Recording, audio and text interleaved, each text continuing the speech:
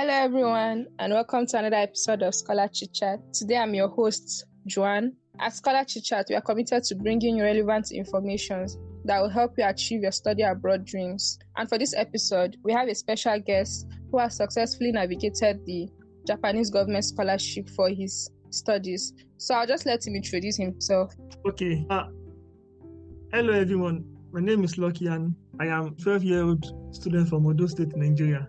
Currently, I'm in Japan and I'm on Japanese government scholarship, MEXT scholarship. So I'm currently studying at National College of Technology in Ishinoseki. I specialize in robotics and machine intelligence. So I actually have a lot of things to say because I'm into a lot of things. Like currently, I'm the team leader for Inodworld, and my team is we are among the top 10 finalists in Japan out of 95 teams. So we are building a statistic arm that uses AI. So that's what we're currently doing. Wow, that's great. Yeah, thank you. Outside that, I've been to like four contests. I went to 4 contests last year. We got to final. So I'm knowledgeable in C language, Python deeply. I also like to develop websites, like website and software development. I know how to use React, JavaScript, CSS, and I can also build GTK based Windows applications. That is what I do basically. And I also know about operating system. Arduino 3D card using SolidWorks. So I've been doing all these things for the past 2 years. Thank you. Thank you very much. That's beautiful. That's wonderful. So thank you very much, Lucky, for joining us for this episode. We're happy to have you. So let's just dive right in. It starts. I would like to know, how did you hear about Japanese scholarship and what motivated you to apply? Yeah, when I was in high school, I participated in some competitions like Calbepedia, NNPC, STAN. So during these competitions, I met other students from other schools. Then, like, we talk on things like, what are you going to do after graduation from high school? Something like that. So most of them wanted to study abroad. So I became interested. But financially speaking, there was no way my family could afford the cost. So I started looking out for scholarship, and I came across MEXT scholarship. Oh, that's very nice. Yeah. So, listeners, you don't have to wait till you have the money. It's possible. When you put in the hard work, your study abroad dreams can actually come to pass. So please share with us, for those that are not familiar with the scholarship, tell us what the scholarship covers. Were there any additional expenses you had to manage, like application fee, your flight, or any other thing, anything? The Japanese government scholarship is a fully funded scholarship, so you don't have to pay for anything. The only thing you have to pay for is your transport from your house to embassy or the scholarship examination center. Wow. Yeah, the scholarship is free. And another thing is the scholarship application may be a little bit expensive for some students because you have to get the health certificate done, and there are many tests. So that is the only part I think that discourages many students, the health certificate part, because it is very difficult to get it done in one place.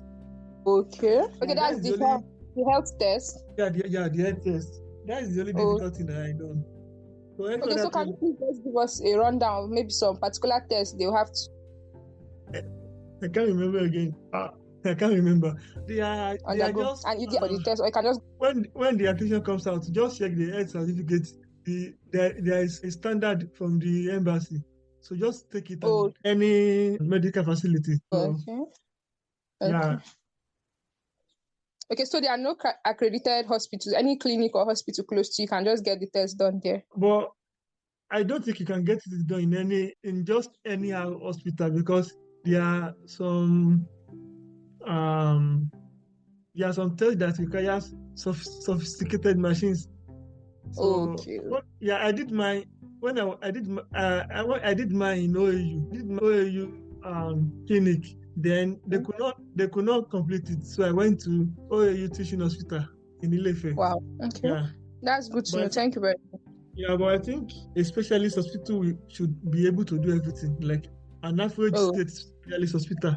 Okay, thank you. Speaking of applications, what are the selection criteria for the MEXT scholarship. And how can someone looking to apply increase their chances of being selected? MEXT scholarship is actually a very competitive scholarship. If you are applying for undergraduate scholarship is more difficult. Like people hardly get that.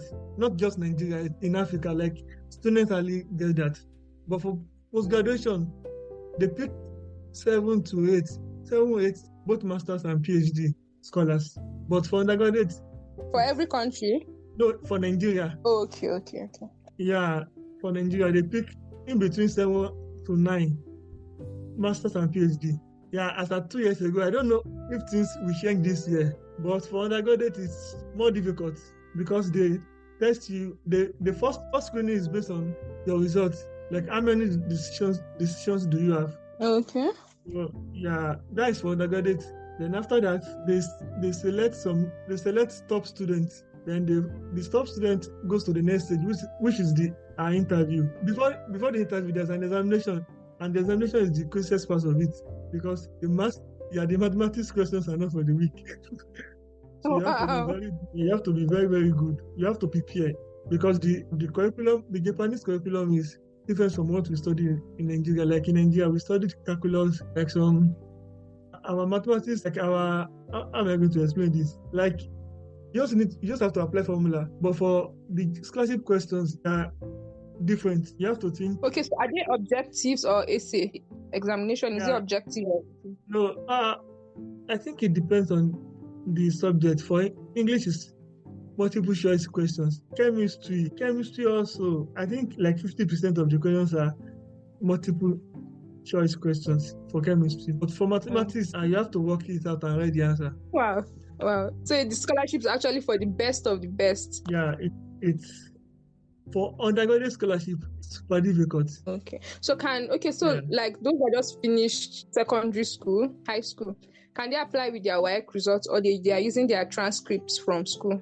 Yeah, they ask for everything. Like if you've graduated and you're in the university, they ask for your high school transcript, university transcript, your WAEC results. They ask for that. Okay. So thank you very much. That's very helpful. So the next question, can you walk us through the steps you took and how you prepared yourself for each stage? It actually took me 5 times before I got the scholarship. Wow. So you applied 5 times? Yeah, 5 times, 5 attempts, 5 years. Wow. The first and second time I didn't get to the first stage. The third time I got to the first stage, then we wrote exam and I did interview. And I got impressive results. But when December came, the second screening result came, I didn't make the scholarship. So the fourth attempt in 2020, I applied again, making the fourth attempt. And I was prepared, like I left no stone unturned for the scholarship. Then COVID-19 came. They cancelled it.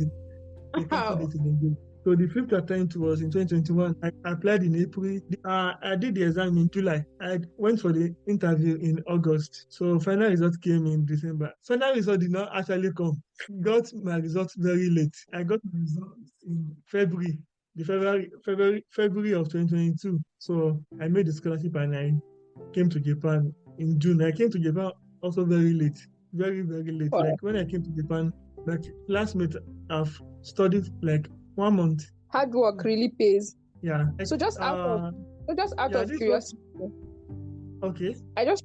Just out of curiosity, I just want to know, while you were applying for those 5 years, were you applying for other scholarships or just this scholarship? And then what made you keep applying? I applied for many scholarships. I applied for FSB, the Federal Scholarship Block, and I applied for Turkey Bursary Scholarship, and I even went for the interview. Wow. I applied for Hungary Stipendium Scholarship or Hungary Christian Scholarship.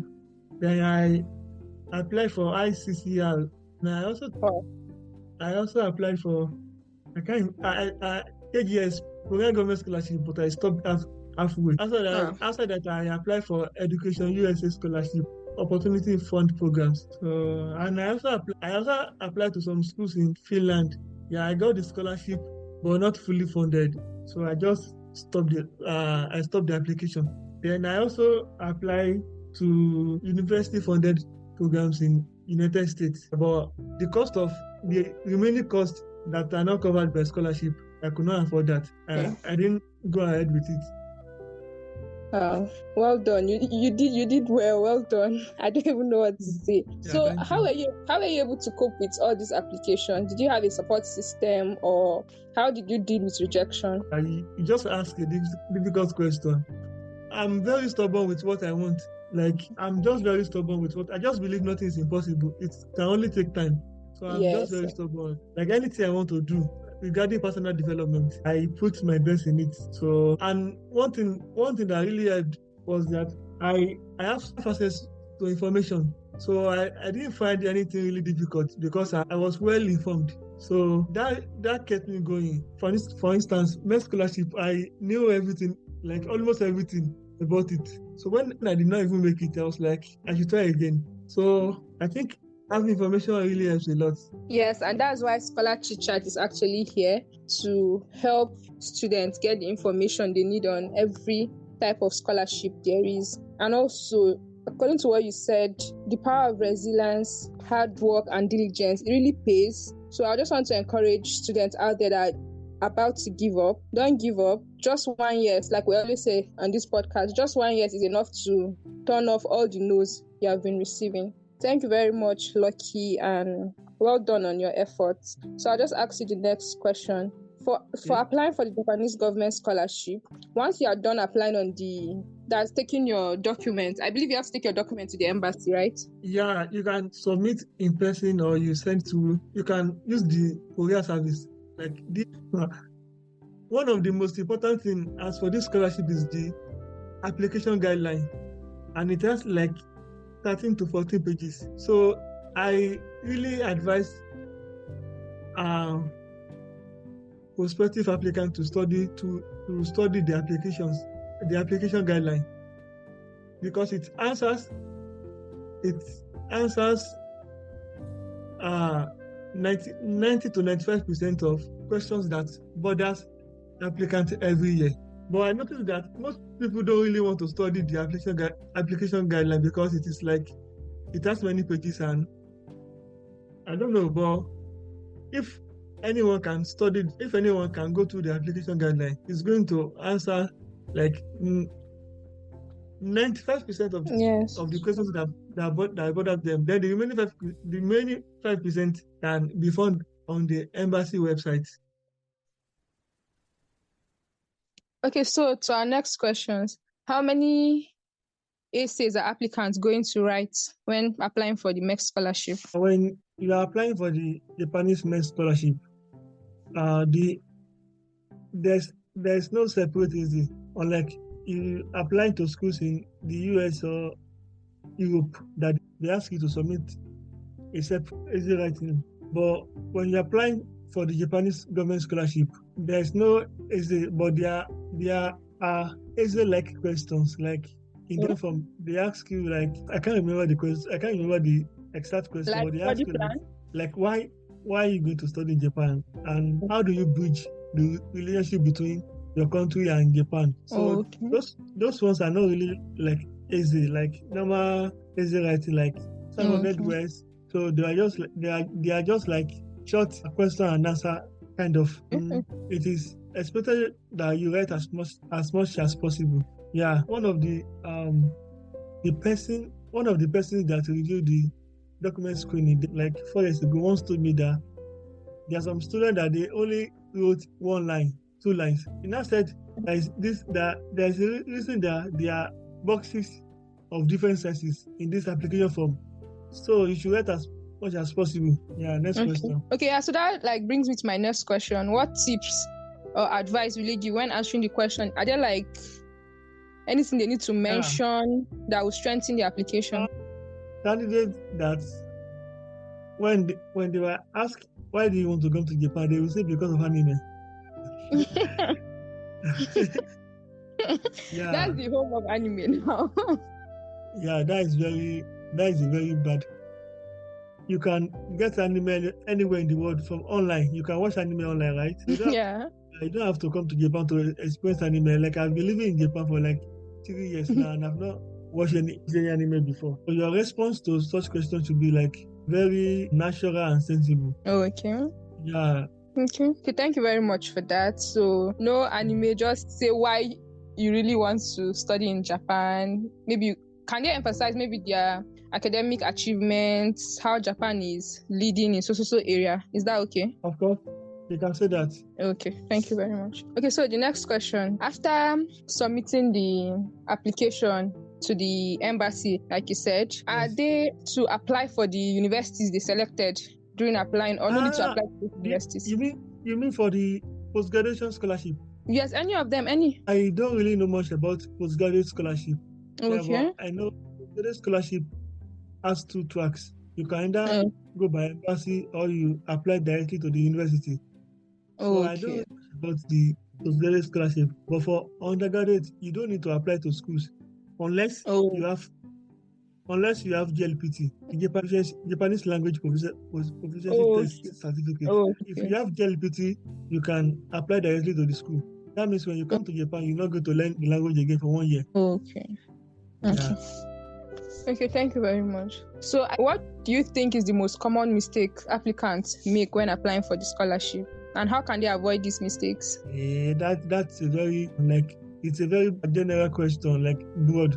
People make mistakes in so many ways. So this is what I'm going to say. Make sure you read and understand the guidelines as much as possible. It's very, very important. Make sure you read another line. I remember when I was applying, I could remember every part of the guidelines. Yeah, but the problem is many can don't really read because they think that the guideline has 30 pages. Who's going to study that am I going for an exam? They don't. Most people read the guidelines based on my experience in the past. The guidelines explain 95% of how the scholarship works. Then the remaining 5% can be gotten from the embassy website or page. Yeah. Okay, so I saw somewhere, I can't remember where, but it's they said you can fill in the form with a pen. Is that okay? Or you have to type it? Yeah, it's on the application form you can fill with a pen. But I think it's better you type because typing makes your work neater. Yeah. So I recommend typing. So thank you very much. So now we have spoken about the applications, the materials, and how difficult the examination is for undergraduate applicants. Now I want you to walk us through the interview stage. What should applicants expect and how should they prepare for the interview? Yeah, for the interview, the first thing you should do is to know all the responses you input in your application form. They will likely ask them again. So that's number one. And number two, you should be confident, and not just for Japanese government scholarship. In what I'm going to say, it's very useful in any scholarship. In every scholarship I've been to, the first question they ask is, can we know you? Can we meet you? Can you introduce yourself? Yeah, that is usually the first question they ask. So when they ask you that type of question, the interviewer, they are trying to know you. And this is how I think is the answer should go. Firstly, start by introducing yourself, the basic things that you think they should know about you. Your name, your age, and your education history, briefly. After name, age, education, and history, then your nationality or where you live, or So 1, 2, 3, 4. Then the next thing should be your past accomplishment. What have you done in the past? What project have you done in the past? What have you built? What can you do? Yeah, that is what should follow. And if you have not really done much in the past, you've not built anything in the past, then that means after the basic introduction, you really have nothing to say. So in that case, you have to talk about your future aspiration. Okay. Yeah, you have to talk about your future aspiration. You have to talk about your potentials. There are people that you meet, and when they talk, you'll be like, this person is definitely going somewhere.